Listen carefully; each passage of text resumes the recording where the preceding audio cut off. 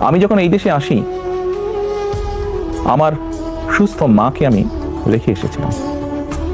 একটি ঘর রেখে এসেছিলাম, যেই ঘরে আমি এবং আমার ছোট ভাই বড় হয়েছি, যেই ঘরে আমার বাবার স্মৃতি ছিল, যেই ঘরে আমাদের দুই ভাইয়ের সন্তানরা জন্মগ্রহণ করেছিল, যেই ঘরে আমার মায়ের বহু স্মৃতি ছিল, সেই স্মৃতিগুলোকে ভেঙে চুরে ধুলায় মিশিয়ে দেওয়া হয়েছে। যে ভাইকে আমি রেখে এসেছিলাম সেই ভাই এখন আর নেই। যেই সুস্থ মাকে রেখে এসেছিলাম সেই সুস্থ মা এখন সুস্থ নেই। শুধু অসুস্থই নন, ওনার উপরে মানসিক এবং শারীরিক নির্যাতন করা হয়েছে। আমি আমার পরিবারের যে কাহিনী আপনাদের সামনে তুলে ধরলাম,